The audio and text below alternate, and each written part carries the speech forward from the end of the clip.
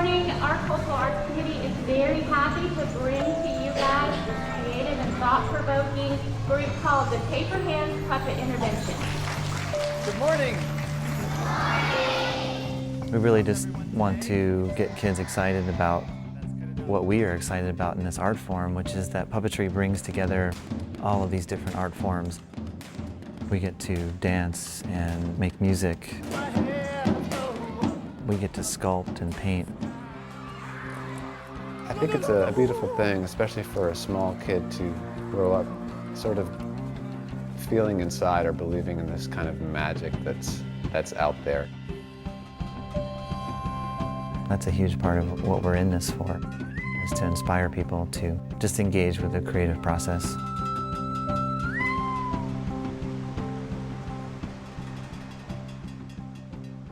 We can't really fully rehearse the show unless we have a quorum of volunteers. Well, that's the paper hand part, is that it takes so many different hands to make what we do.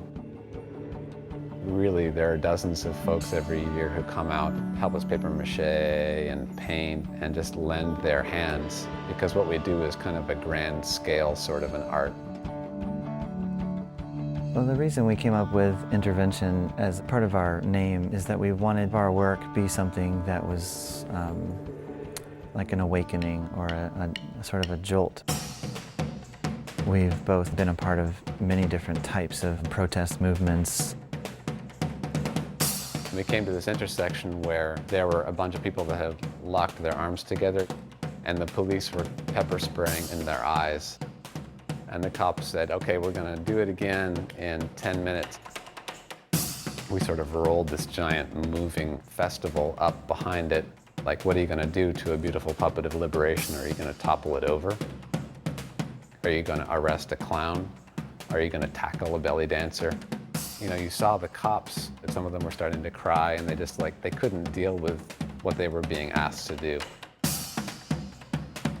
It diffused the sort of violent nature of what was going on. I mean, there's a place for anger, but the way that we're approaching it is just through this sort of artistic, creative process. And we're getting close. We'd just been living in San Francisco, and I said, well, maybe I'll come back to North Carolina and do a puppet show for the Haw River Festival. Why don't you guys come alive and start to swim? And Donovan was living somewhere else. I said, come on down, help me make it. Like, it's not coming together. You guys are going to be grabbing the cloth slowly. That was a big first experience that took us into this idea that making puppet shows could be something that, you know, we could focus on. It all starts from Jan and I just talking. So say this is the stage. We sit around and sketch in our sketchbooks. Those are the three different options. Share ideas and then they all just take off in different directions. And it just slowly gets built up. Our show this year is called I Am an Insect. We're focusing all on things that are tiny and making them large. So insects and bugs and spiders. For Jan and I think that looking at things and paying attention to the small and the details and the ordinary is a pathway towards human development. We get inspired a lot by what we see in the natural world. Like just funny people walking down the street that we go, God, that person looks like a puppet already. I'm gonna make somebody that looks like that.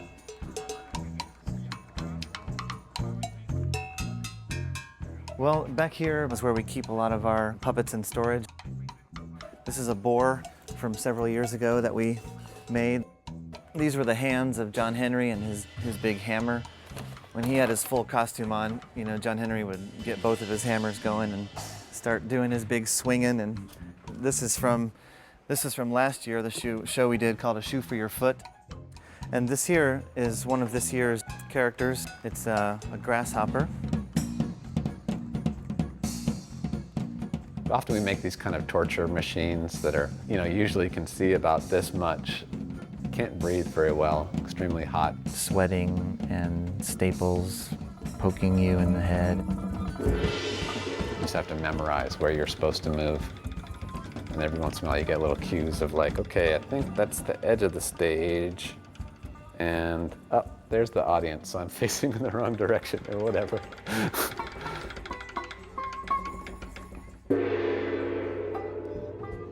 A puppet without any kind of a sound can appear lifeless.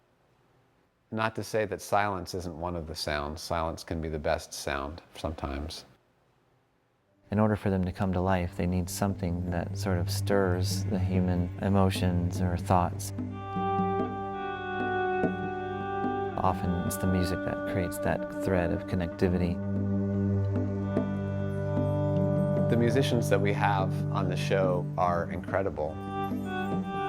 They're sort of magic makers.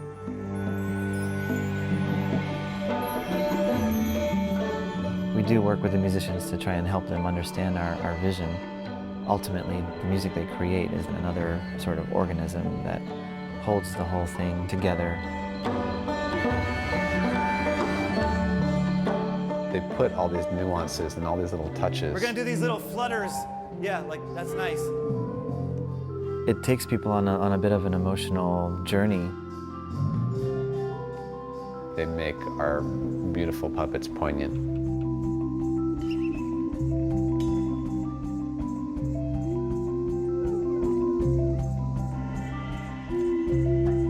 We have kids who have come to a show that have never sat still in their lives, at least that's what their parents tell us, and they sit sort of rapt and engaged watching the thing.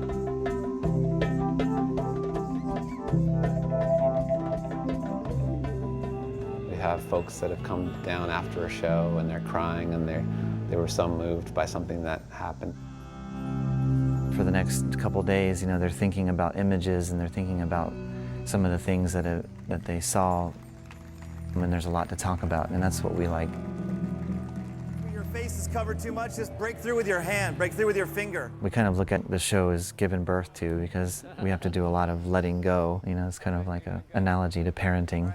It's all just, you know, narrowing into this point where opening night happens and it just has to, Whoosh! it becomes its own entity. Because there's 20 some odd people, all of their inputs on any given night is creating this fabric, this weave. There's really not any good words to describe it except for collaborative and collective and organic. And it hopefully just blossoms into something that, you know, people can really enjoy.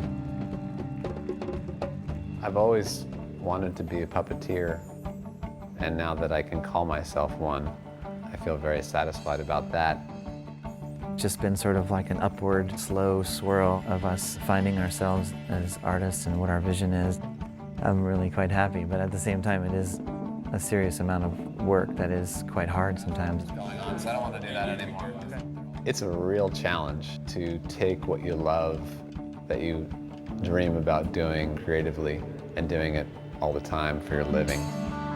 That's the hardest thing about it for me, is trying to keep inspired. So it's not just, oh, here we are making another puppet, but it's, how beautiful is this going to be? The reason that we've kept going is just the overwhelming amount of feedback we've gotten from the community and people cheering us on, saying, come on, keep it going, you know, we want to see more.